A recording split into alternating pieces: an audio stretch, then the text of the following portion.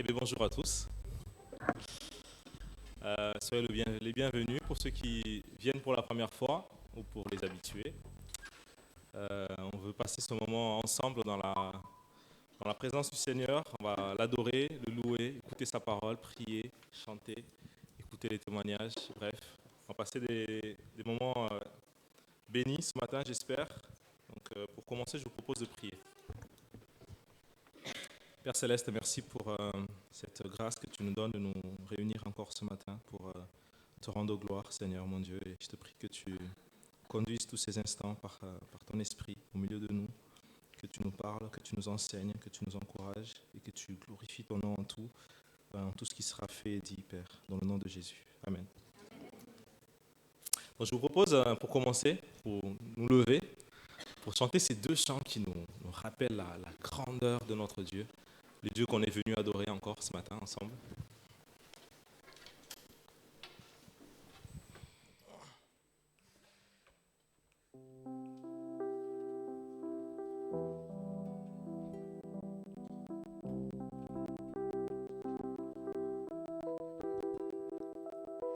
Qui a mesuré les océans, qui a compté les jours de demain, roi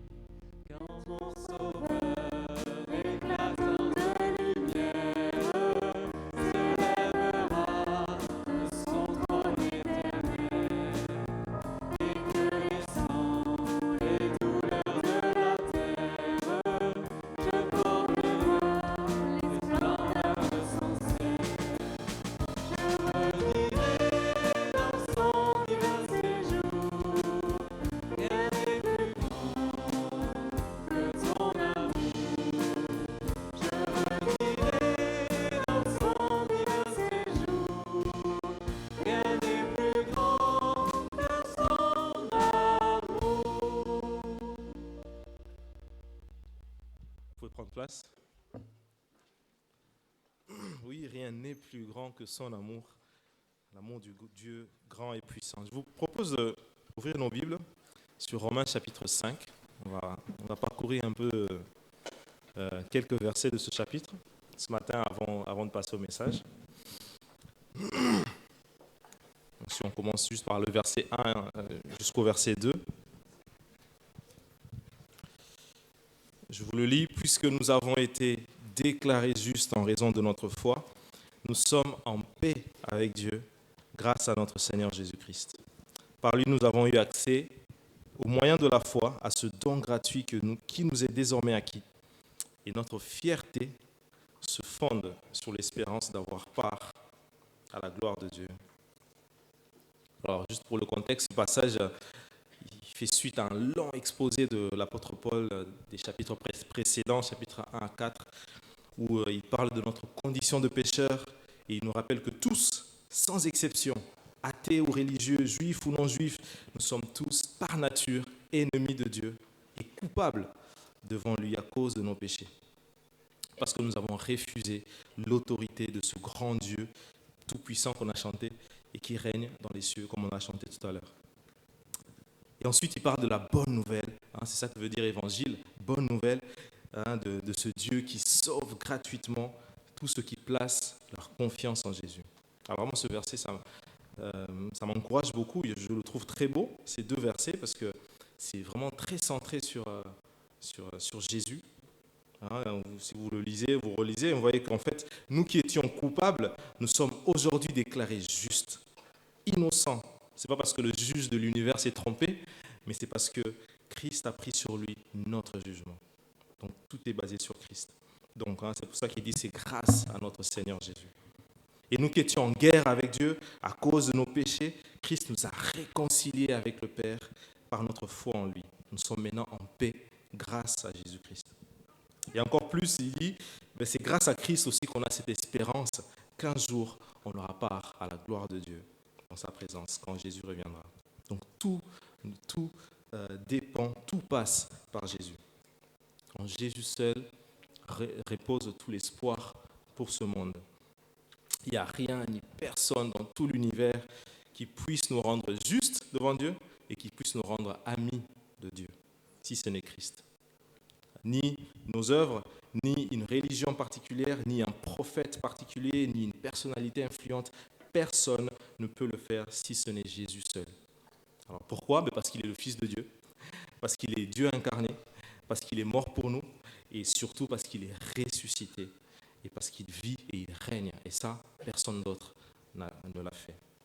Donc je vous propose de nous relever pour chanter ce chant qui nous rappelle cette centralité en Jésus seul.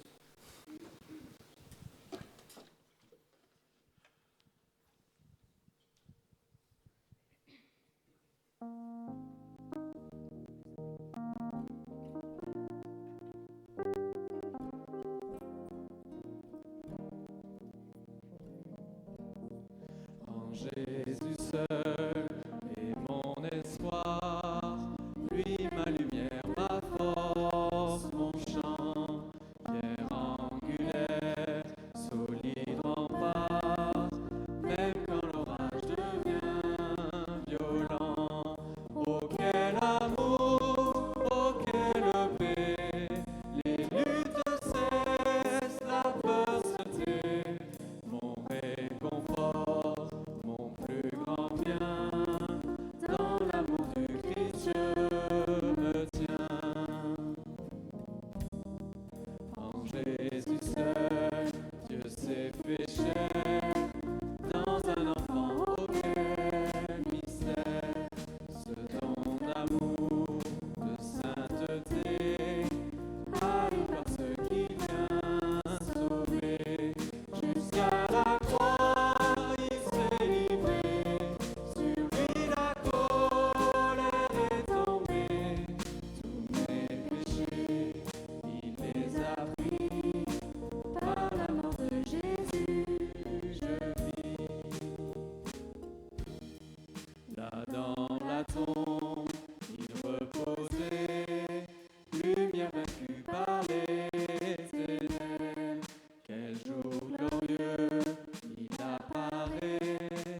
d'entre les morts, il se réveille. Et sur ma vie, par sa victoire, le péché perd tout son pouvoir. Il est à moi, je suis à lui, racheté par le sang de Christ. Je vis en paix, je meurs sans crainte, gardé par la puissance du Christ. Du premier cri au dernier souffle, Jésus est maître de ma vie. Les plans des hommes ou du malin ne peuvent m'arracher de sa main. Et qu'il revienne ou me rappelle, par la force du Christ je tiendrai.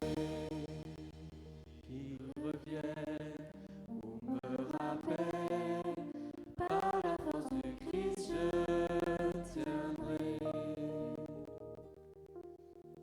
Vous pouvez prendre place. Si on continue sur le même chapitre, les versets suivants, du verset 3 à 5, il est écrit mieux encore, que tout ce qu'il a dit, mieux encore, nous tirons fierté même de nos détresses. Car nous savons que la détresse produit la persévérance conduit à une fidélité éprouvée, et la fidélité éprouvée nourrit l'espérance. Or, notre espérance ne risque pas de tourner à notre confusion, car Dieu a versé son amour dans nos cœurs par l'Esprit Saint qui nous a été donné.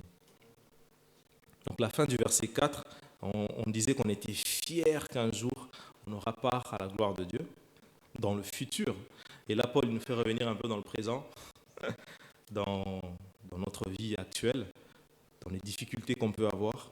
Et il nous dit que même cet évangile, cette bonne nouvelle, elle nous rend aussi fiers même de nos détresses. Et ça pour moi, c'est un peu compliqué. Enfin, j'ai vraiment du mal à comprendre ce verset. Ça me rend un peu perplexe. Je ne sais pas vous, mais est-ce qu'au milieu de vos détresses, au milieu de la maladie, des difficultés, des pertes de nos proches, de la persécution, de l'humiliation, est-ce qu'on a vraiment cette attitude d'être fier de cette situation? Moi, en tout cas, ce n'est pas mon cas. Enfin, en tout cas, c'est souvent l'inverse. J'ai du mal parfois à comprendre. Mais vous serez tous d'accord avec moi qu'une fois que l'épreuve est dépassée, que la victoire sur l'épreuve est retrouvée, on peut tous regarder en arrière et dire « Waouh, Dieu a tellement été bon pour moi. Dieu a été présent avec moi durant mes détresses. Il m'a consolé comme un père qui discipline son enfant. Dieu a transformé mon caractère et m'a rendu persévérant. Il m'a rapproché plus de lui. Il a nourri mon âme par sa parole. Il ne m'a pas laissé tomber, même si c'était dur. » Et s'il l'a fait, on est tous d'accord, c'est parce qu'il nous considère comme ses enfants. Et donc on comprend mieux maintenant pourquoi Paul il dit qu'il est fier de ses détresses, parce que ces détresses-là lui rappellent que Dieu va lui démontrer toute sa bonté comme un père démontre son amour envers son enfant. Et donc par la présence de Dieu et son action souveraine, elle va nous assurer que nous sommes ses enfants, que nous ne sommes pas abandonnés et que l'Esprit Saint derrière va nous conforter encore plus dans l'amour de Dieu envers nous. Et ça nourrit notre espérance. Et c'est un peu ce que je vous propose de nous rappeler en chantant ce chant. Vous pouvez rester assis. Quel repos céleste. On va chanter ce chant et juste après, on va passer un temps dans la prière pour louer Dieu pour son amour immense qui se manifeste même dans nos détresses.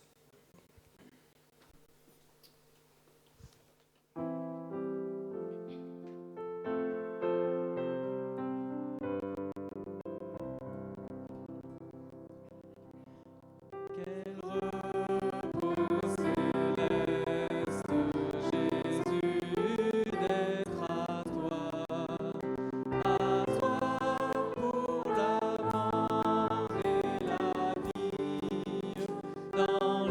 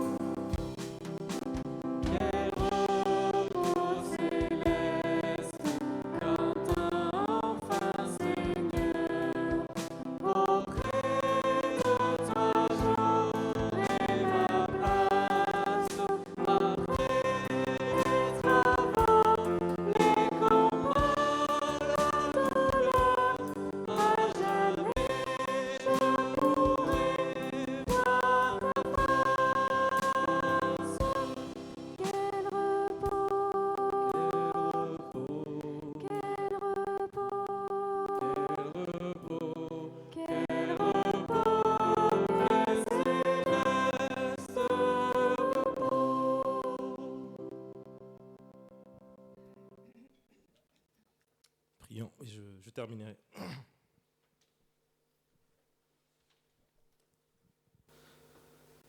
Oui, Seigneur notre Dieu, merci pour ce repos que tu nous donnes tu nous donnes aujourd'hui et que tu nous promets encore quand tu reviendras. Merci pour ce salut gratuit. Merci parce que tu nous as réconciliés avec toi par Jésus-Christ. Et nous sommes vraiment en paix avec toi, Seigneur mon Dieu. Et je te remercie pour cette grâce que tu nous as donnée en Christ Jésus. Et je te prie de bénir encore chacun d'entre nous ici présents, surtout ceux qui passent par de diverses détresses. Tu les connais, Seigneur, et vraiment que tu puisses les relever, leur témoigner, leur démontrer encore ton amour au milieu même de ces détresses, Seigneur, dans le nom de Jésus. Amen. À présent, je vais inviter notre sœur Lise qui va venir nous raconter comment elle a été réconciliée avec Dieu. Raconter un peu son témoignage.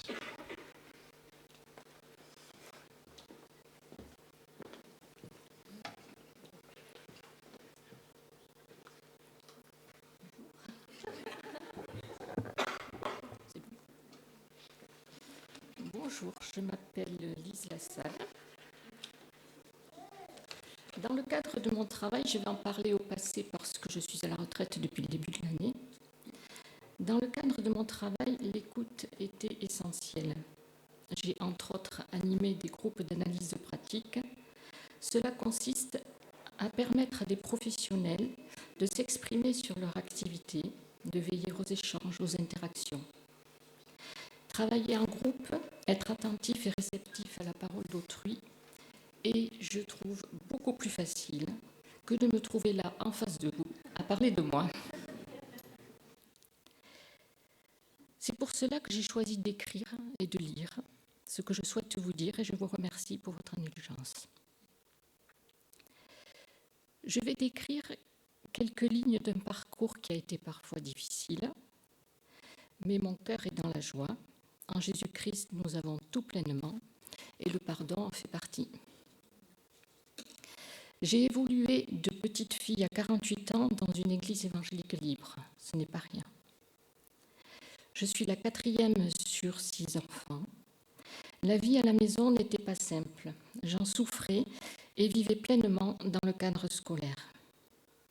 Dieu nous était présenté un peu comme un père fouettard, mais il n'y avait pas que ça. Je nourrissais un certain ressentiment face à la violence, entre autres, et j'avais une conscience précoce de l'écart entre le dire et le faire. C'est à l'âge de 18 ans que j'ai été interpellée par Dieu. Je ne sais pas si c'est à la suite de la lecture de Jean 21 sur l'échange entre Jésus et Pierre, je n'en suis pas sûre du tout, mais Dieu m'a clairement présenté ces paroles « Laisse les autres, toi suis-moi ». Je ne savais pas alors que ces paroles ressurgiraient à différents moments clés de ma vie, mais Dieu savait. Je sentais qu'il me libérait d'une ambiance pesante et traumatisante et m'ouvrait une voie nouvelle. Je demandais alors le baptême, qui se faisait à l'époque par aspersion dans cette église. Néanmoins, j'avais encore beaucoup de choses à apprendre. Je fis un choix radical pour m'extraire d'un milieu et m'installer dans un autre où je vivrais aussi de grandes souffrances. À 20 ans, j'avais l'impression de pouvoir tout supporter et pensais aussi que toute personne ayant professé sa foi tendrait forcément à faire le bien. J'ai eu 3 magnifiques enfants, aujourd'hui 6 petits-enfants. Si en apparence j'avais une vie bien active, en silence je perdais toute estime de moi-même et n'arrivant pas à en parler, j'ai perdu l'envie de vivre. Je passais du temps avec mon père, mais la fatigue et le découragement l'ont emporté. Au fil des ans, bien accompagnée, j'ai repris mes études et pris des décisions difficiles mais inévitables. Même si ces décisions allaient à l'encontre de mes appris et que je me sentais bien seule, elles m'ont protégée. En quelque sorte, je me suis sauvée dans tous les sens du terme. Mais j'avais perdu tous mes repères. J'ai pu me poser, respirer, mais j'ai aussi décompensé, suis tombée malade. Il m'a fallu 2 à 3 ans pour retrouver l'envie de me rendre régulièrement dans un lieu de culte. J'ai fait des rencontres surprenantes. J'ai vu et entendu des choses tout aussi surprenantes, des choses qui ne m'étaient pas familières. J'ai été bousculée, mais cela m'a donné envie de reprendre sérieusement ma Bible. J'avais besoin de vérifier, de confronter ce qui m'était affirmé avec la parole de Dieu et dans la prière. C'était si nouveau pour moi et aussi parfois source d'angoisse. En schématisant, je dirais que c'était à l'opposé de mes appris. Laisse les autres, toi suis-moi. Ce sont des moments formidables dans le fond et surtout après coup, ces moments où on remet tout à plat avec le Seigneur. Durant cette période-là, un traitement hospitalier était mis en place pour soulager mes douleurs et afin que je retrouve ma mobilité. Une amie que j'avais à cette époque-là m'envoyait souvent des messages durant les nuits, soi-disant pleins d'amour, désirant m'enseigner. Celui-ci m'expliquait que ce traitement n'était pas la volonté de Dieu. C'était la veille de mon hospitalisation. Tous ces messages remettaient en question ma foi, et là, dans un moment où j'avais plutôt besoin de soutien. Laisse les autres, toi, suis-moi.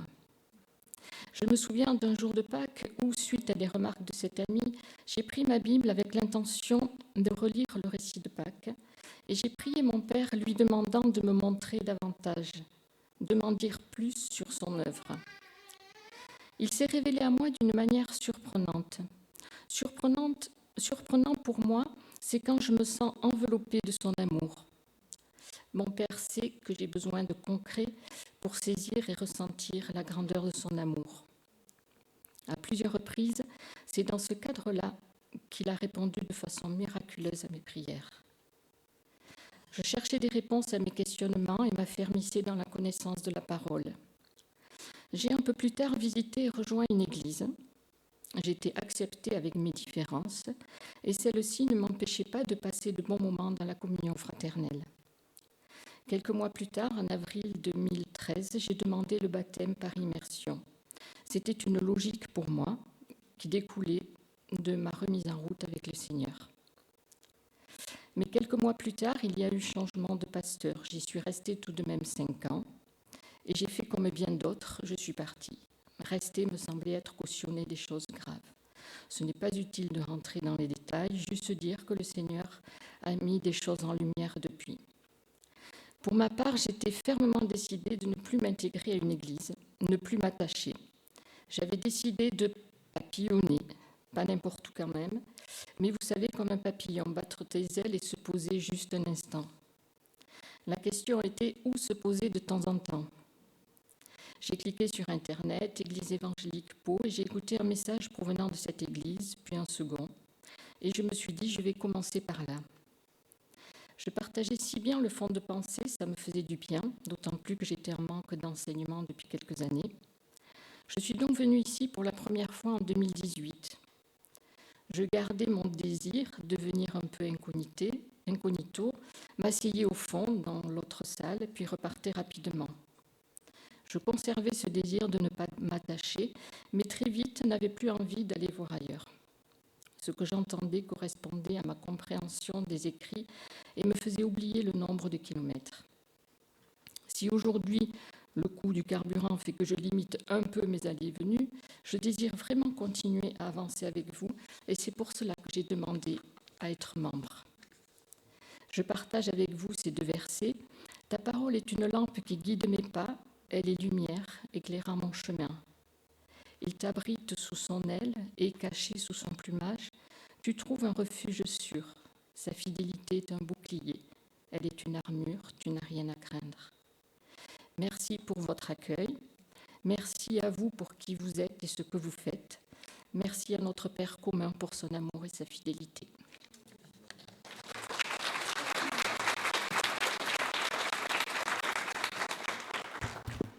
Amen. Merci à notre sœur pour ce beau témoignage. Et j'étais très encouragé par ce verset. Toi, suis-moi, oublie les autres. Et c'est très encourageant. Donc juste pour nous préparer à la Sainte Seine, je vous propose de revoir un peu ce texte qu'on a lu, Romains chapitre 5, cette fois-ci dans les versets 6 à 8. En effet, au moment fixé par Dieu, alors que nous étions encore sans force, Christ est mort pour des pécheurs. À peine accepteront de mourir pour un juste. Peut-être quelqu'un irait jusqu'à mourir pour le bien. Mais voici comment Dieu nous montre l'amour qu'il a pour nous. Alors que nous étions encore des pécheurs, Christ est mort pour nous. Si vous vous souvenez les versets antérieurs, Paul nous a parlé de comment Dieu prouve son amour de façon subjective dans nos vies, dans nos cœurs, par l'Esprit Saint, à travers l'expérience que l'on peut faire au milieu de ces détresses. Et là, maintenant, Paul nous montre comment Dieu prouve son amour de façon objective et historique à travers la mort de Christ. Et tout le monde peut comprendre qu'un ami, un époux, un père donne sa vie pour ses proches. C'est la définition d'un amour ordinaire. Mais ce qui est assez incompréhensible, c'est que quelqu'un donne sa vie pour son pire ennemi, quelqu'un qui le déteste et qui le méprise. Et c'est ce que Jésus a fait pour nous. Donc il y a 2000 ans, historiquement, il y a 2000 ans, Christ a donné sa vie pour nous, alors que nous ne le connaissions pas et alors que par nos péchés, nous le méprisions et nous le détestions. Mais il a prouvé son immense amour, son amour extraordinaire, en mourant pour nous, nous qui étions ses ennemis. Donc pour nous rappeler un peu de cet amour extraordinaire, voilà, je propose à ceux qui le souhaitent de prendre la Sainte Seine.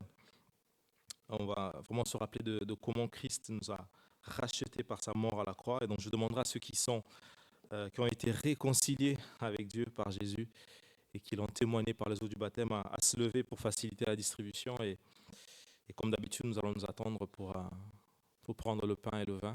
Et j'appelle aussi les frères que j'ai sollicités tout à l'heure pour les aider à la distribution. Et durant la distribution, nous allons chanter ce chant, « Le Fils de Dieu vint sur la terre ».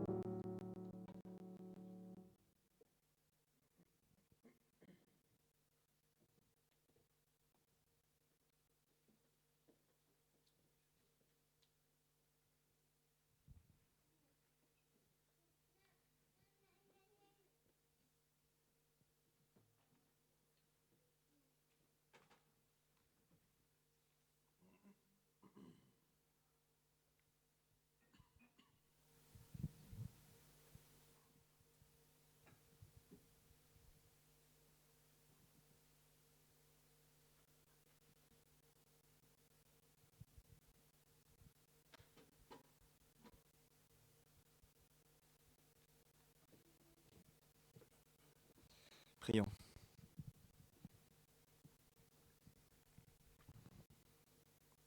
Seigneur notre Dieu, merci pour ces moments que nous passons ensemble, pour pouvoir nous souvenir de toi et annoncer, Seigneur, cette mort qui seule pouvait nous donner la vie du Fils de Dieu qui s'est sacrifié pour nous, pour que nous puissions être réconciliés avec le Père, avec le Dieu vivant.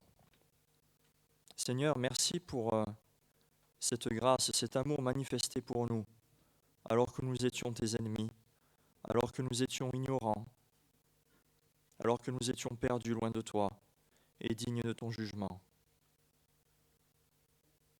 Et ce jugement que tu as fait tomber sur le Christ, ce jugement que tu as fait tomber sur ton Fils, par cette mort qui nous donne cette vie éternelle, par la foi en lui, par la foi en cette œuvre, la foi en cet acte d'amour, le plus bel acte d'amour qui ait jamais pu être fait. Seigneur, merci. Merci, Père, pour ton Fils. Amen.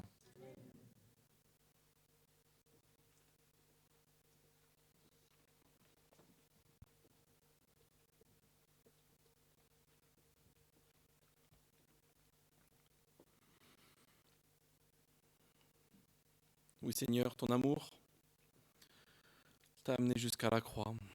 Oui, Seigneur, ton amour t'a amené jusqu'à ce sacrifice parfait, ce sacrifice que tu ne méritais pas, mais que tu as décidé de prendre à notre place. Seigneur, ce sang qui est coulé de toi, ce sang, il nous purifie. Ce sang, il nous donne une place que nous ne méritions pas. Ce sang, il nous donne une place à côté de notre Père, à côté de notre Dieu.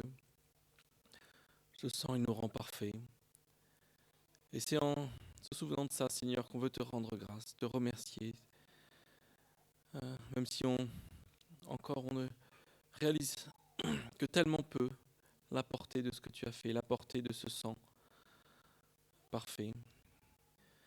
Seigneur, on veut te rendre grâce et se souvenir de ce que tu as fait en prenant ce vin. Amen.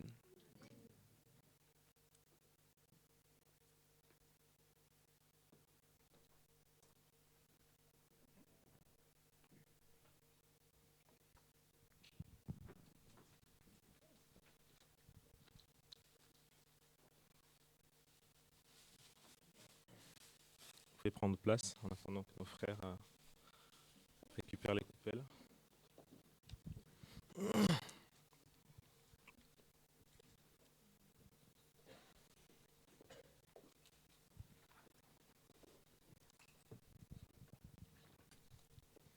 Avant de chanter ce dernier chant qu'on va chanter avant le message, je vous propose de regarder la fin de ce passage que je voulais vous partager ce matin sur Romains chapitre 5.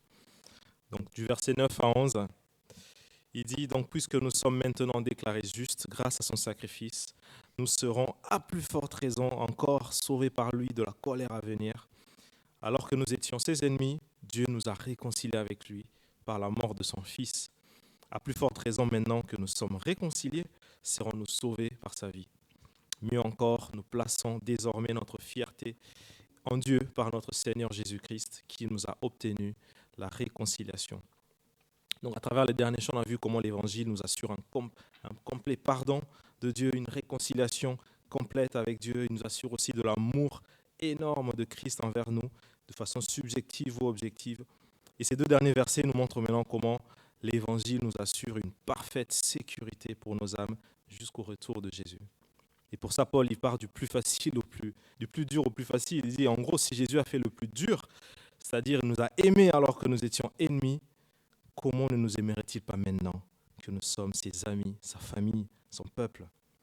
Si Dieu nous a délivrés de sa colère alors que nous étions coupables, il nous a déclarés justes par le sacrifice de Christ. Pourquoi est-ce qu'il nous abandonnerait maintenant que nous sommes justifiés, sanctifiés par lui? Vous voyez, ce n'est pas logique. Christ ne peut pas nous abandonner maintenant alors qu'il nous a aimés avant. Donc, malgré nos faiblesses, pour nos péchés, voilà, que nous pouvons avoir actuellement. Christ est mort pour nos péchés passés, présents et futurs. Donc, nous pouvons, oui, nous repentir avec confiance en sachant que Dieu est prêt à nous accueillir et il nous aime éternellement. Donc, c'est une assurance énorme et on peut personnellement vraiment le dire, comme on va le chanter tout à l'heure, que oui, Jésus est ressuscité. J'ai l'assurance qu'il intercède pour moi, qu'il me préservera jusqu'au bout parce qu'il est à moi et je suis à lui. Donc, on va se lever juste pour chanter ce dernier chant et ensuite je laisserai Alain passer pour le message.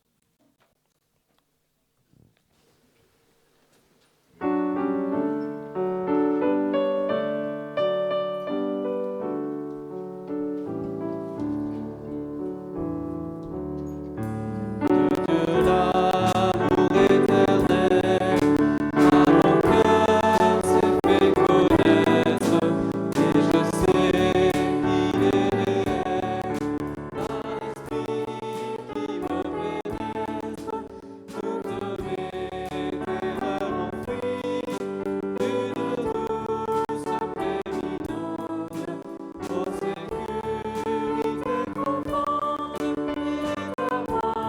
je suis à lui, ô sécurité profonde, il est à moi, je suis à lui. Jamais l'oiseau n'a chanté, hymne si mélodieuse, et la terre n'a porté tant de fleurs si radieuses. Jamais leurs âges n'a une lumière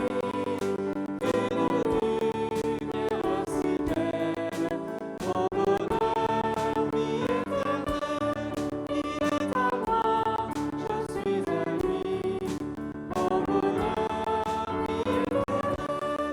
éternelle, il est à moi, je suis à lui. Mes péchés ont disparu, chassés comme une douleur, car pour moi Jésus mourut, de lui mon âme est aimée, sous l'effort de son appui, je repose dans sa tendresse, et tout bas redistant cesse, il est à moi, je suis à lui, et tout bas redistant cesse, il est à moi, je suis à lui. À lui seul et pour toujours, l'enfer n'a rempli la vie, rien ne peut de son amour priver mon âme ravie. Que le monde soit détruit et que le soleil s'éteigne, Jésus vit et Jésus règne, il est à moi, je suis à lui. Jésus vit et Jésus règne, il est à moi, je suis à lui.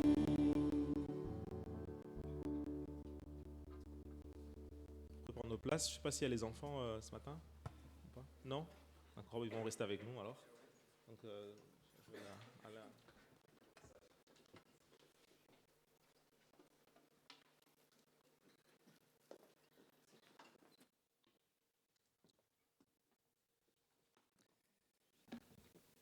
Je vous propose que nous nous recueillions un instant. Merci Seigneur pour tout ce que nous avons entendu ce matin, pour ces cantiques, pour les témoignages, pour l'expression de nos prières. Merci Seigneur de ta présence au milieu de nous et sois avec ceux qui n'ont pas pu se joindre à nous. Bénis ces moments, bénis ta parole à nos cœurs. Amen. Aujourd'hui est un jour spécial pour la France. Ce soir, nous aurons un nouveau président.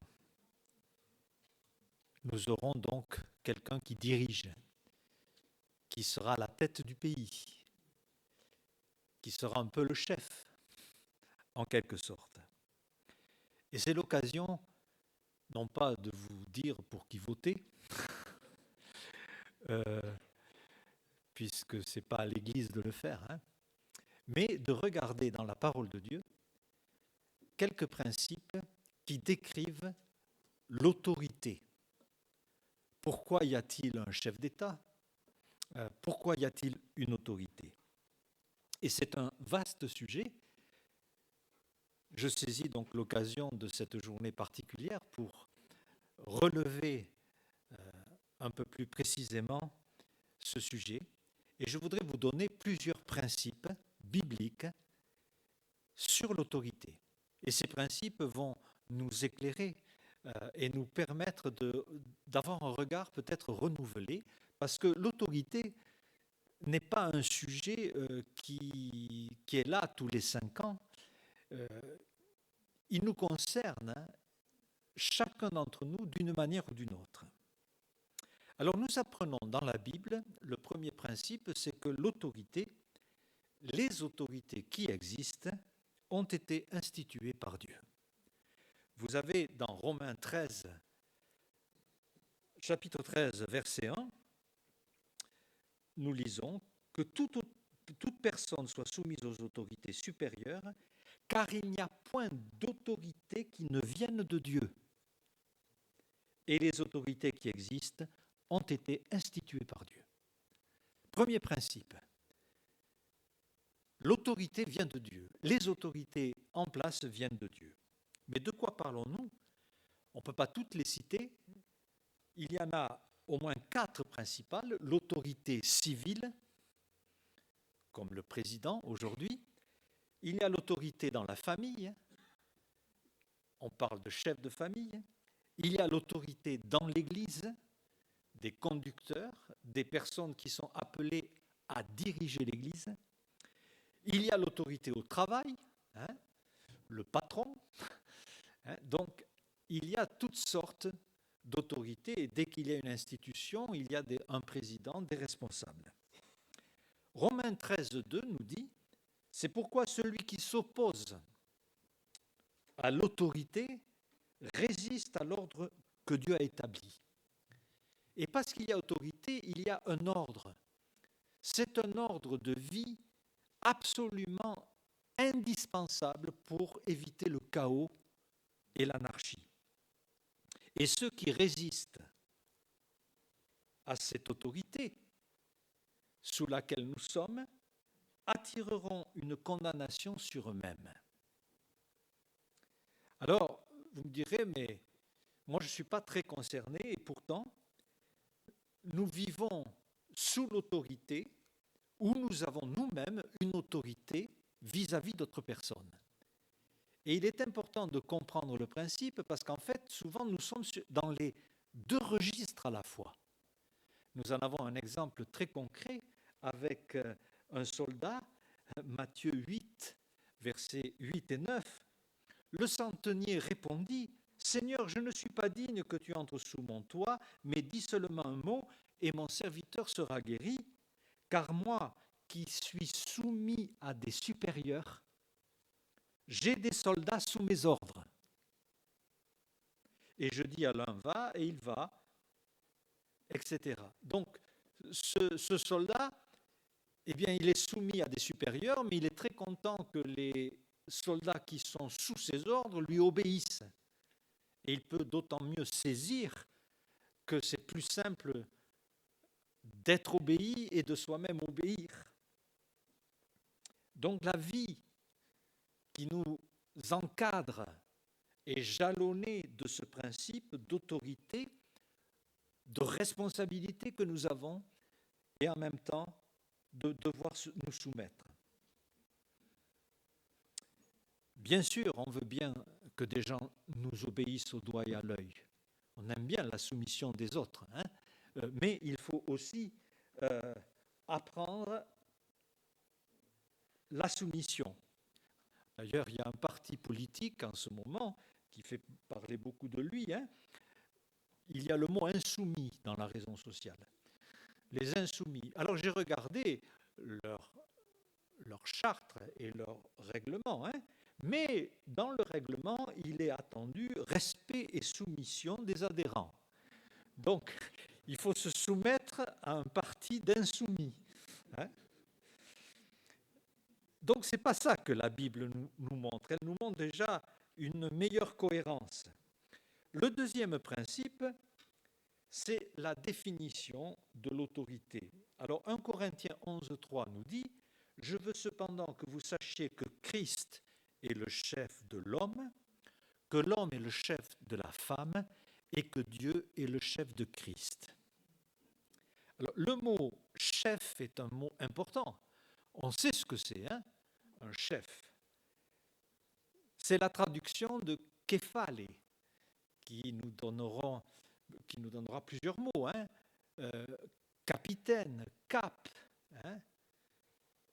Et ce mot est important. Il a l'idée de prééminence, de primauté. Il est traduit par tête dans d'autres passages. Il est aussi traduit par principal. Dans Luc 20, 17, il nous est dit « La pierre que vous avez rejetée est devenue la principale, képhale, de l'angle. » Nous avons aussi le mot « diriger », diriger sa maison, diriger l'Église.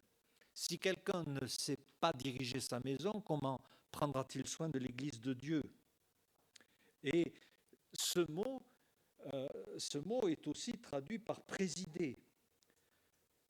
Celui qui prenait en main les choses, comme un médecin qui prend en main le diagnostic et les remèdes pour un malade, ou un magistrat qui s'assure du respect de l'exécution des lois. Dans Proverbe 11, 14, il nous est dit quand la nation n'est pas bien gouvernée ou administrée, elle décline. C'est un mot important. Ou 1 Thessaloniciens 5,12, ceux qui vous dirigent dans le Seigneur. Ainsi, il y a des règles établies. L'autre principe, c'est de respecter cette autorité. Alors, 1 Pierre 2, 13 et 14, soyez soumis à cause du Seigneur à toute autorité établie parmi les hommes. Et nous allons être de bons citoyens à cause du Seigneur. C'est le Seigneur qui nous le demande. Hein? Soit au roi, soit au gouverneur, comme envoyé par lui pour punir les malfaiteurs et approuver les gens de bien. Ainsi, nous découvrons que le chrétien ou le non-chrétien, hein, nous ne pouvons pas nous venger nous-mêmes, nous avons remis cette possibilité à une magistrature, à une autorité civile. Et dans Romains 13, versets 3 et 4, nous lisons bien, ce n'est pas pour une bonne action, c'est pour une mauvaise que les magistrats sont à redouter. Veux-tu ne pas craindre l'autorité? Fais-le bien. Et verset 4, le magistrat est serviteur de Dieu, serviteur diakonos théo, serviteur de Dieu. Le magistrat, il ne le sait pas lui-même souvent, ou le maire, ou le président de la République ne savent pas qu'ils sont aussi des instruments de Dieu. Et c'est quelque chose d'important. Quand il y a de la justice à exécuter, eh bien, c'est sous le regard de Dieu que c'est fait. Quand deux personnes ont le projet d'un mariage et qu'ils vont devant le maire, ils se trouvent devant un magistrat qui est serviteur de Dieu et qui donne au mariage toute sa valeur et son importance, puisque c'est un acte social qui se fait devant les hommes et devant Dieu. Alors, ce sont des choses importantes. La Bible nous dit aussi pour la famille d'honorer son père et sa mère. Dans l'Église, Hébreux 13, 17, il nous est dit « Obéissez à vos conducteurs, ayez pour eux de la déférence, car ils veillent sur vos âmes comme devant en rendre compte, qu'ils le fassent avec joie et non en gémissant, ce qui ne serait pour vous d'aucun avantage. » Un autre principe, quand on commence à méditer sur ces choses, on se dit mais, parfois l'autorité défaille. Elle n'est pas à la hauteur. Hein. Et les chrétiens du premier siècle étaient bien conscients, alors que le Seigneur leur dit « rendez à César ce qui est à César et à Dieu ce qui est à Dieu », eh bien, si on réfléchissait à deux fois, on se dit « mais l'impôt que je vais payer va servir à alimenter des armées qui vont détruire des peuples ».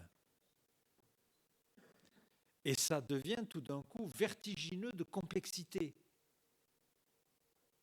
Oui, le chrétien est bien amené à se soumettre à l'autorité.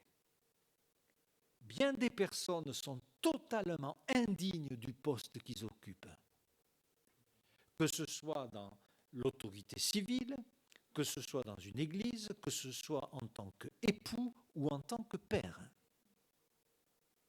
D'ailleurs, Ésaïe, chapitre 3, verset 12, dit à un moment donné « Mon peuple, ceux qui te conduisent t'égarent et corrompent la voie dans laquelle tu marches. » Alors c'est vrai, et il y a beaucoup de souffrance quand l'autorité est indigne. Et il arrive à un moment donné un cap, une ligne rouge, où entre la phrase de Pierre, il vaut mieux obéir à Dieu plutôt qu'aux hommes. Hein. Si jamais l'autorité venait à nous forcer à faire des choses que Dieu ne demande pas, ou à ne pas faire des choses que Dieu demande. Ainsi, l'Église ne va pas s'arrêter de prier, de se retrouver clandestinement ou de continuer à honorer son Seigneur. Nous le comprenons bien. Mais, en même temps, il y a tout un poids d'acceptation pour que l'autorité soit respectée. C'est pour cela que le serviteur, dans 1 Pierre 2,18, il lui dit « Serviteurs, soyez soumis en toute crainte à vos maîtres, non seulement ceux qui sont doux et bons, hein, peut-être vous connaissez, vous avez travaillé pour un patron qui était super doux et bon, mais soyez aussi soumis à ceux qui ont, la Bible dit, un caractère difficile. Ah, ben voilà, nous y sommes. Et c'est souvent le caillou dans la chaussure, le caractère difficile du président, du pasteur, du papa, de l'époux, du patron, etc., etc. Comment faire ? D'ailleurs, l'apôtre Paul dit de faire attention à ceux qui, sous prétexte d'avoir une autorité spirituelle, falsifient la parole de Dieu, cherchent à être le premier, cherchent même à s'enrichir. C'est assez lamentable. Il est aussi recommandé à ceux qui veulent être en autorité de faire attention. Par exemple, vis-à-vis du Père, Éphésiens 6,4, « Père, n'irritez pas vos enfants ». Donc il y a quand même aussi une façon mauvaise d'être père. Et s'agissant de l'autorité civile, ce n'est pas parce qu'on est chef d'un pays ou chef tout court que la science est avec soi et pas avec les autres, et que tout le monde doit nous écouter. Ecclésiaste 4,13, « Mieux vaut un enfant pauvre et sage qu'un roi vieux et insensé qui ne sait pas écouter les avis. » Hein? Et ça, c'est la dictature définie. Un cinquième principe, c'est que la faille qui peut être du côté de celui qui est en autorité, eh bien, il y a aussi la faille chez ceux qui doivent se soumettre. Et aujourd'hui, le rejet de l'autorité va très très loin. La contestation, l'idée de se soumettre devient insupportable et ça devient presque un mode de vie. Et ça devient de plus en plus difficile de vivre collectivement. D'ailleurs, ce sont des thèmes qui font souffrir la société, mais peuvent souffrir d'autres organismes où il y a des hiérarchies nécessaires. Hein. Et ce n'est pas toujours simple. L'idée de se soumettre. Vous savez qu'actuellement, il n'y a pas moins au moins une centaine d'agressions par jour envers des représentants de l'autorité. C'est énorme. Alors dans le domaine biblique, la chose existe aussi. Vous savez que Moïse avait un cousin. Vous savez comment il s'appelait, le cousin de Moïse? Coré. Il avait des charges avec le tabernacle et le service de Dieu. Évidemment, pas celle qu'avait Moïse. Et ça le travaillait. Ça le travaillait grave. Et dans Nombre 16, nous découvrons Coré, il se révolte. Il se révolte. Dans le verset 2, ils se soulevèrent contre Moïse. Pourtant, c'est la même famille, mais pas de solidarité là. Il est allé chercher 250 hommes, des enfants d'Israël, des principaux de l'assemblée. C'était des gens de renom. Et leur revendication, elle était très simple. Ça n'est assez, fini Moïse. Pourquoi toi et pas nous? Car toute l'assemblée, nous aussi, nous sommes des saints comme toi. On est aussi consacrés que toi. Pourquoi tu serais toi au-dessus de nous? Ah, tout est là, tout est dit. Et c'est un ressort que l'on retrouve partout, dans toutes les formes donc d'organisation. Et quand Moïse a entendu cela, il s'est écroulé. Il tomba sur son visage. Au verset 13, « N'est-ce pas assez que tu nous aies fait sortir ?» Et là, les accusations et la culpabilité totale. « Tu nous as fait sortir d'un pays où coule le lait et le miel. » Alors que c'est la description du pays qui était leur destination. Et qu'en Égypte, ils souffraient comme ce n'est pas possible. Et là, ils renversent l'ordre des choses, et le lait et le miel, c'est le passé, l'esclavage. Tu nous as fait sortir d'un endroit formidable pour nous faire mourir au désert. Alors ça n'est assez. Et nous ne voulons plus que tu continues à dominer sur nous. Fini, on ne veut plus que tu sois le chef. On ne veut plus que tu sois celui qui dirige.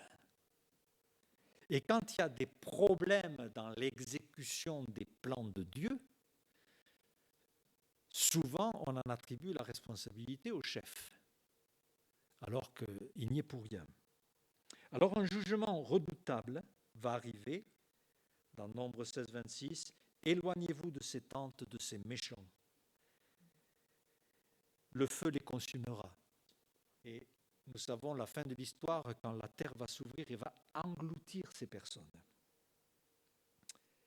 Et la Bible dit dans le passage de Nombre 26, le feu les consuma, 250 hommes, ils servirent au peuple d'avertissement. Et je voudrais souligner ça, les fils de Coré ne moururent point. Vous vous rendez compte le dilemme? Dans la famille de Coré, les enfants ne vont pas suivre leur père, parce que là, l'autorité est allée trop loin. Leur père était rebelle contre Dieu. Ils ne vont pas le suivre. Et ils vont rester obéissants à Dieu. Coré, lui, qui aurait dû se soumettre et être un exemple pour les enfants, va être jugé. Et les fils de Coré, ils ont fait ce qu'on leur a dit, éloignez-vous de ces méchants hommes. Ils servirent. Et vous savez quel était leur service dans le tabernacle? C'était d'être des portiers, ceux qui accueillaient les gens. Mais ils aimaient tellement le Seigneur qu'ils avaient souvent beaucoup de la louange dans le cœur. Et vont devenir des compositeurs de cantiques.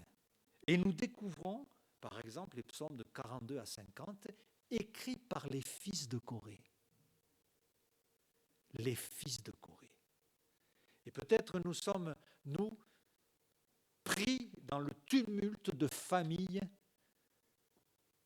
où il y a beaucoup d'orages, beaucoup de tensions.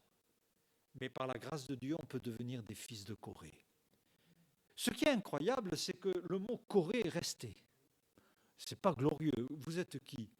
Ils auraient pu prendre un nom de groupe. Les groupes aiment bien avoir des noms. On est les fils de Corée. Et Dieu a voulu qu'on se souvienne d'eux comme les fils de Corée. Mais ils ont été des instruments entre les mains de Dieu. Un autre principe que je découvre dans l'autorité, c'est que toute personne en position d'autorité a une source. Là, pour Corée, c'était l'ambition, c'était la jalousie, c'était l'orgueil. Mais parfois, l'ambition, il y a d'autres sources, d'autres choses cachées qui alimentent le cœur, qui peut être une forme de source spirituelle. Et on se demande actuellement, quel est le moteur qui pousse le chef d'un grand pays à faire autant de victimes et autant de cruauté? C'est cette source, sa pensée est alimentée par des décisions, par des réflexions. Alors, on a découvert que si l'on étudie un petit peu l'entourage et les personnes qui le conseillent, il y a le ministre de la Défense qui est un ami, un serviteur zélé, mais qui est aussi un ardent pratiquant du chamanisme. Et qu'est-ce que c'est le chamanisme? Le chamanisme, c'est une forme d'occultisme. D'ailleurs, ce mot a pour origine une partie de la Sibérie. C'est l'idée de rentrer en contact avec les esprits, donc d'être en communion avec des démons. Il est médiateur entre les hommes et les esprits. C'est la région, pour ceux qui connaissent un peu, de Tongouz, qui est à l'origine de ce mot chaman. Dans Deutéronome 17, verset 18, quand quelqu'un voudra être roi, il s'assiera sur le trône de son royaume, et voilà la recommandation qui lui est faite. Il écrira pour lui dans un livre une copie de la loi qu'il prendra auprès des sacrificateurs. Il devra l'avoir avec lui et y lire tous les jours de sa vie, afin qu'il apprenne à craindre l'Éternel, son Dieu, à observer, à mettre en pratique toutes les paroles de cette loi, afin que son cœur ne s'élève pas au-dessus de ses frères et qu'il ne se détourne pas des commandements. Toute personne qui s'assoit sur un trône va s'alimenter.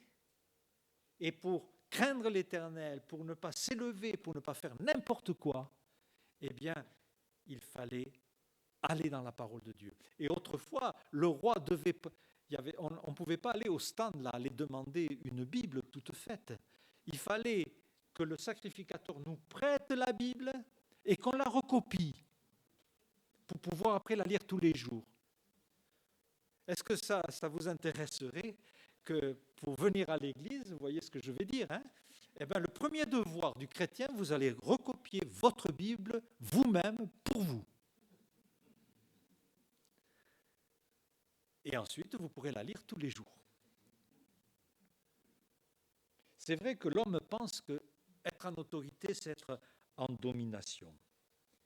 Et évidemment, la société, aujourd'hui, est persuadée qu'il faut sortir de l'emprise religieuse qui est source de beaucoup de malheur. Mais ce n'est pas la religion qui est source de malheur.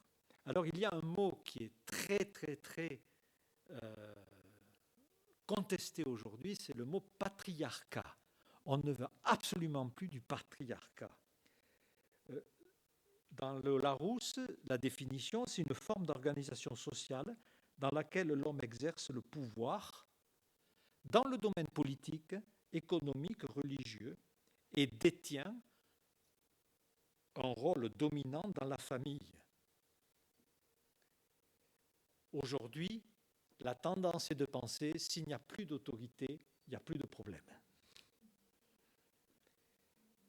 Alors, le principe que je voudrais souligner, c'est comprendre l'ordre divin et son intention. Et je suis sûr, je suis à 100% convaincu que les principes bibliques sont un trésor pour notre vie. Mais si on ne les applique pas ou si on les comprend mal, on passe à côté de quelque chose de merveilleux. Et je voudrais maintenant vous indiquer le précieux de l'ordre divin dans l'autorité. Alors, on va lire 2 versets, 1 Corinthiens 11:3 que nous avons mentionné avec le mot chef. Je veux que vous sachiez que Christ est le chef de l'homme, que l'homme est le chef de la femme et que Dieu est le chef de Christ. Alors, il est évident que là, au milieu de cette phrase, il y a une phrase un peu étrange, qui est complétée par d'autres versets. 1 Timothée 2, 12, 14. Je ne permets pas à la femme d'enseigner ni de prendre l'autorité sur l'homme, mais elle doit demeurer dans le silence. Alors, j'ai regardé ces versets, et j'ai tourné ma Bible dans tous les sens. Et ben, quel que soit l'angle que je prends, ça veut dire ce que ça veut dire. Ça veut dire que Dieu a donné à l'homme l'autorité et ne l'aurait pas donné à la femme. Et c'est ça que Dieu a voulu pour notre bonheur. Et là, on peut s'imaginer, même je peux voir dans certains regards, est-ce que c'est vraiment ça que Dieu a voulu dire? Et cette seule lecture provoque, alors évidemment, dans la société, un rejet immédiat et conforte les gens. Vous voyez bien que c'est là le problème. Et que c'est la religion qui a tout perverti. Et que si on sort de la religion, tout va aller mieux. En fait, la Bible et la religion, ce n'est pas la même chose. Et nous sommes des gens de la Bible. Et la Bible nous donne une richesse et des principes sur cela d'une extraordinaire profondeur. Alors je ne pense pas que j'arriverai à vous l'amener de façon claire, mais je voudrais l'amorcer pour que vous y méditiez un peu plus. Regardons l'intention de Dieu pour l'homme et la femme. Dieu a créé l'homme et la femme. Et au début, l'homme et la femme ont été créés à l'image de Dieu. Les deux ont été créés à l'image de Dieu. Genèse 2:23, la femme est une aide aux côtés de l'homme. Aux côtés de l'homme. C'est une aide. Et le mot aide, c'est le mot ézer en hébreu, qui va être utilisé par Dieu pour lui-même. Dans 1 Samuel 7:12, il est dit « Je serai une aide à vos côtés, dit le Seigneur ». Ainsi, le statut du Seigneur pour nous, c'est comme le statut de la femme pour l'homme. Je veux être une aide. Donc, évidemment, nous, absolument corrompus de chez les corrompus, une aide, mais c'est une esclave. C'est quelqu'un qui va nous servir. Mais on ne traite pas Dieu d'esclave, n'est-ce pas? Et pourtant, il s'appelle Ézer aussi, une aide. Je vous propose de regarder un passage dans Proverbe 31. Si je ne vous avais pas dit que c'est dans la Bible, jamais vous auriez imaginé que c'est un texte écrit par des gens de la Bible il y a plus de 3000 ans. Et c'était la culture des gens qui honoraient le Seigneur. Et comment ça se passait? Eh bien, voilà ce qu'il dit. Qui peut trouver une femme vertueuse? Elle a bien plus de valeur que les perles. Et déjà en ce temps-là, une femme était une perle.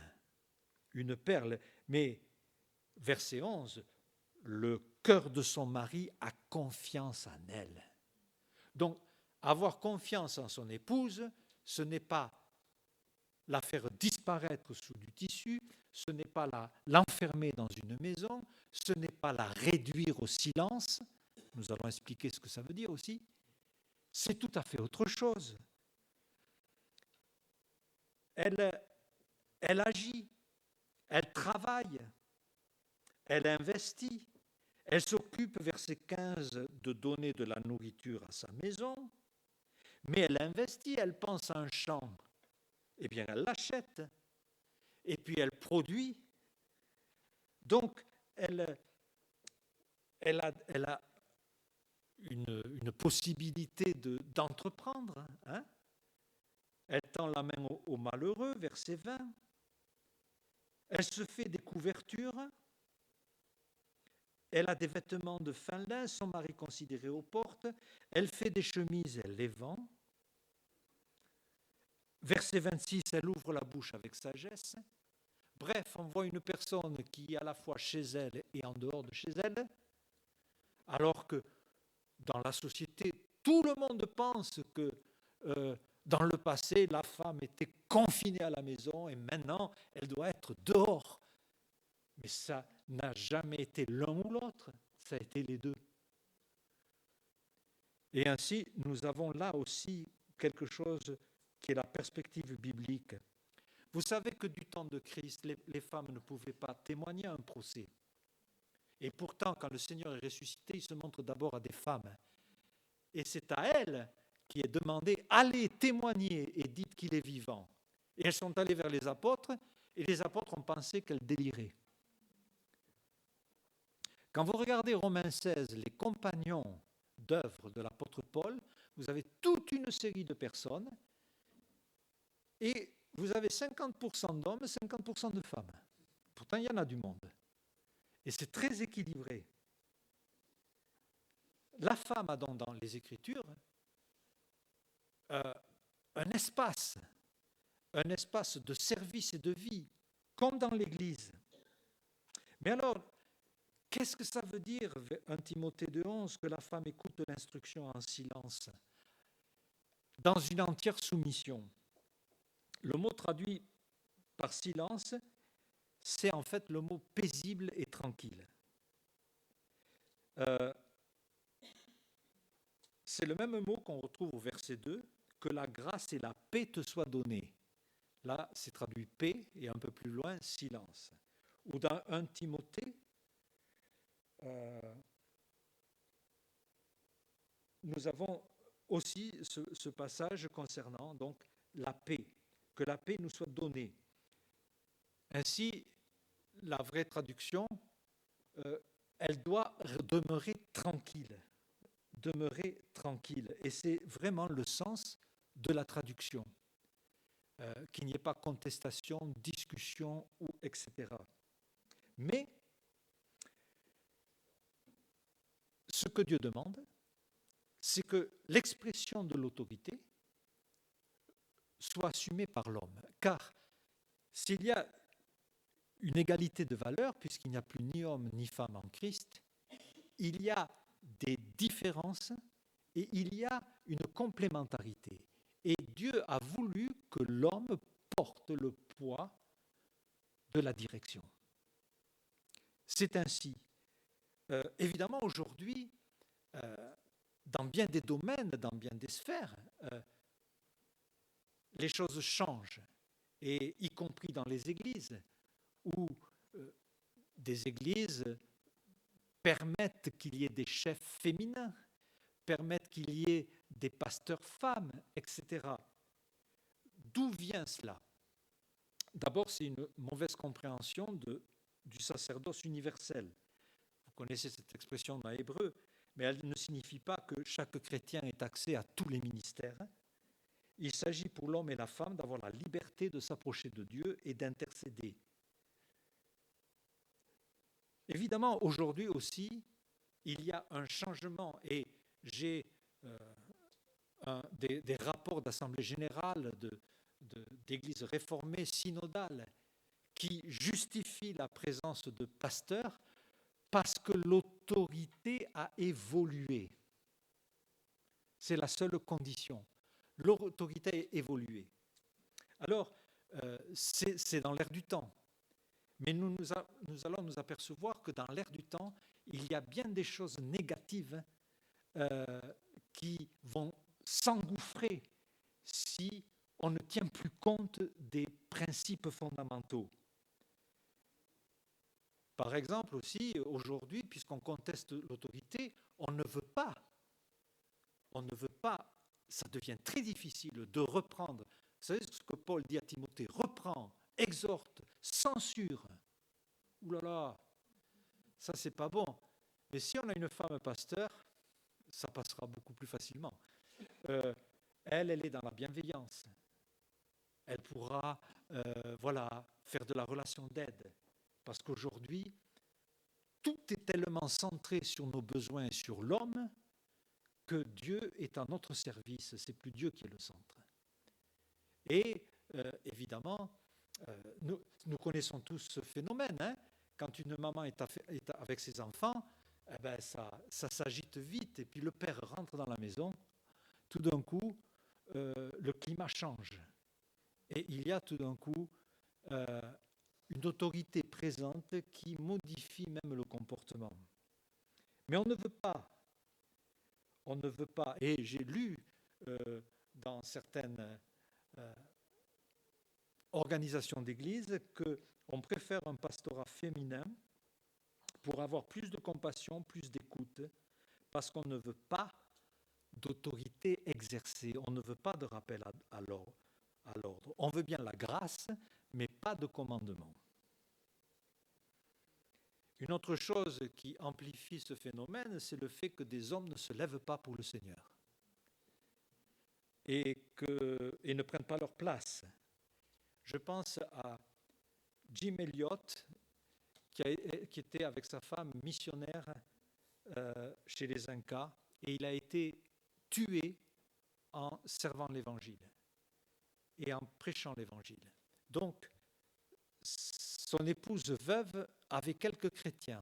Elle a dit, je vais me lever, je vais les enseigner, jusqu'à ce qu'un homme soit prêt pour prendre la relève. Et elle était consciente de son statut et de sa perspective.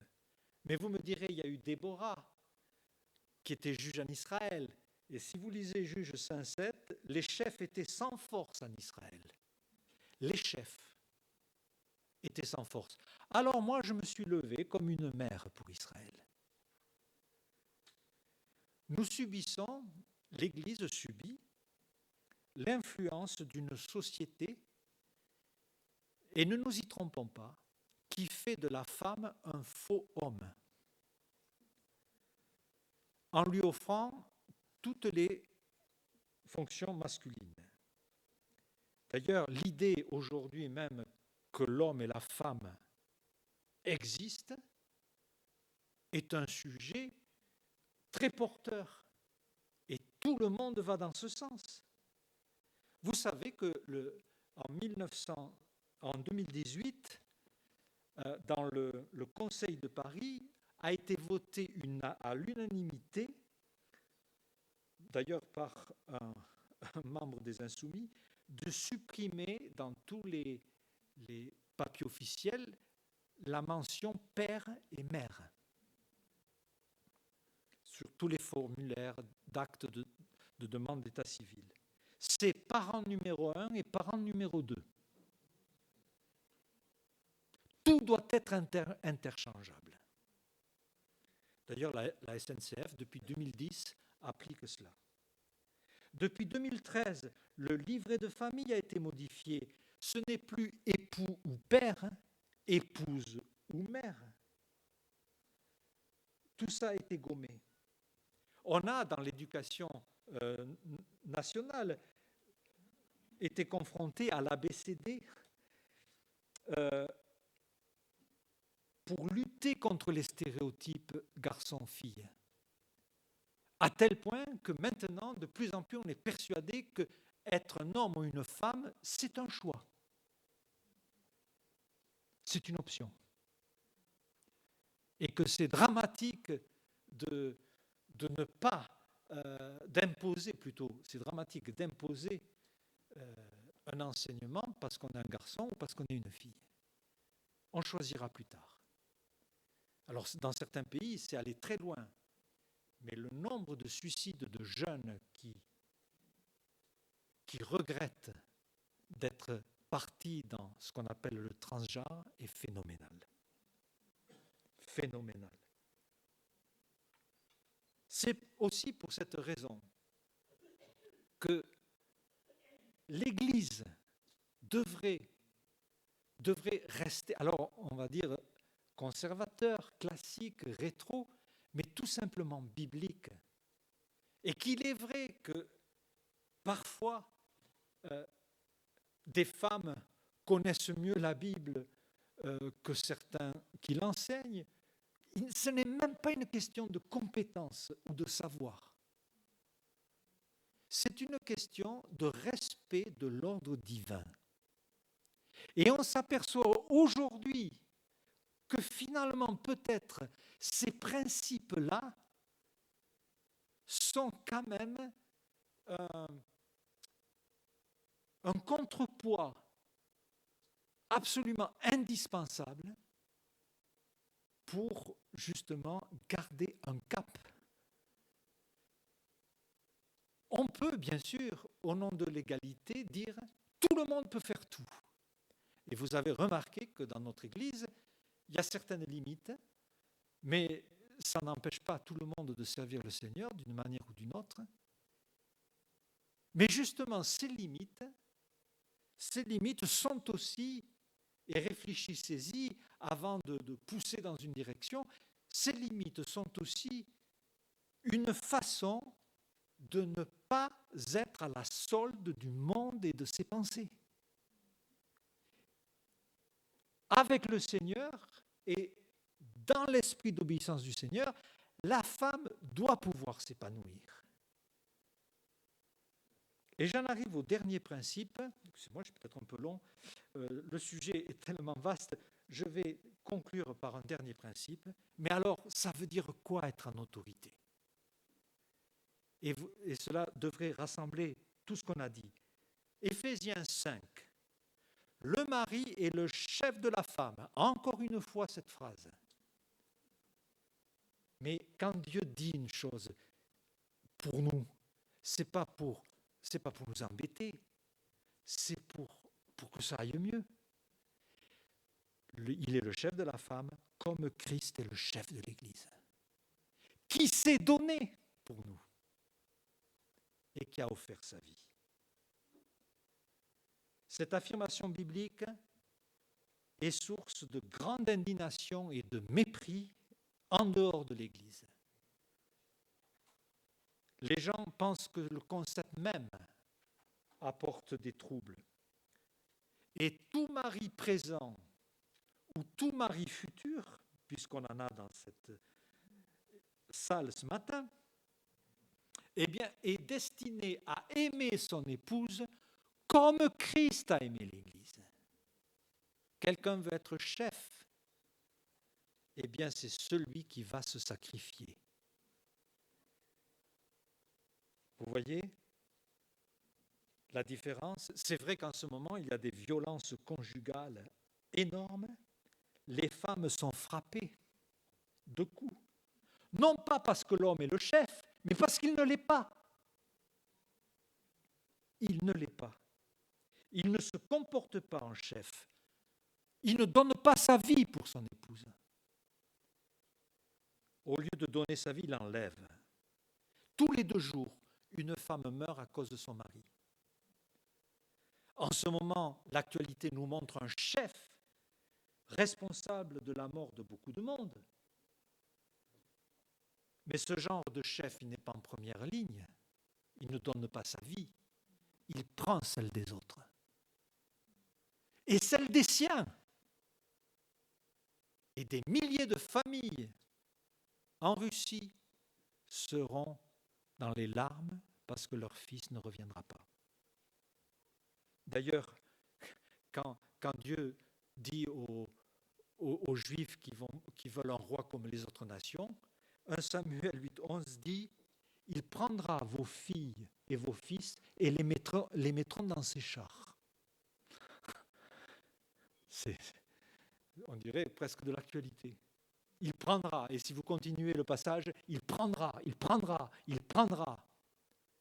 chers amis, quelqu'un doit devenir dirigeant, responsable, chef de famille, conducteur d'église, pasteur, chef d'État, eh bien, il est amené, s'il veut faire les choses comme Dieu les voit, à donner, pas à prendre. À donner sa vie.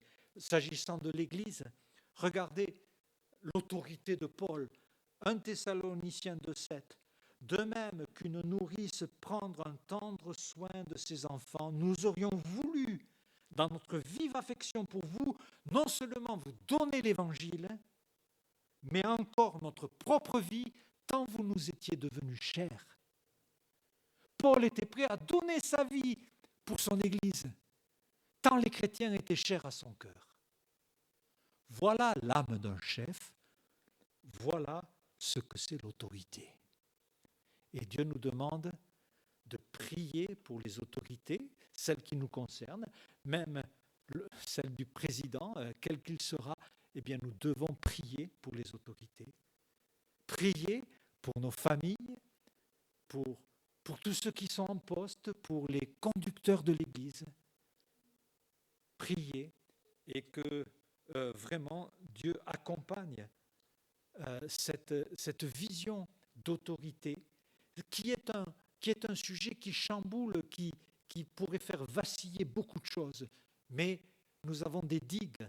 Nous ne voulons pas être emportés à tout vent de doctrine et de pratique, mais rester dans la parole de Dieu pour honorer notre Seigneur. Amen.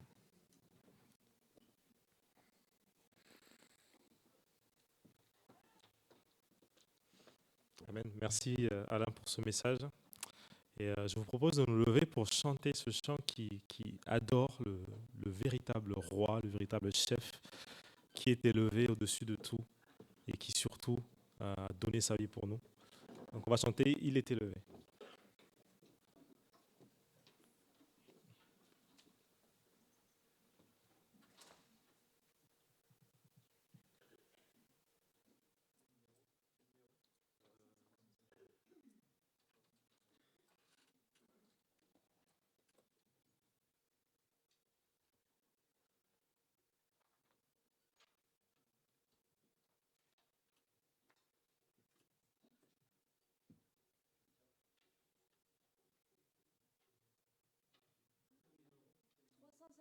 Il est exalté.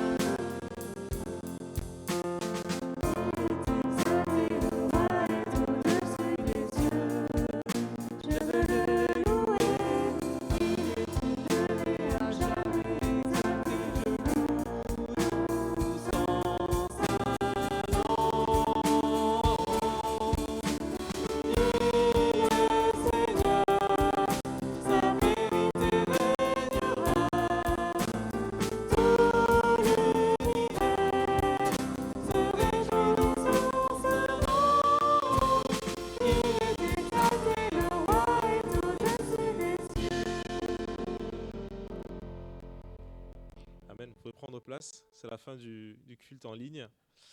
Et donc j'invite Benjamin pour les annonces.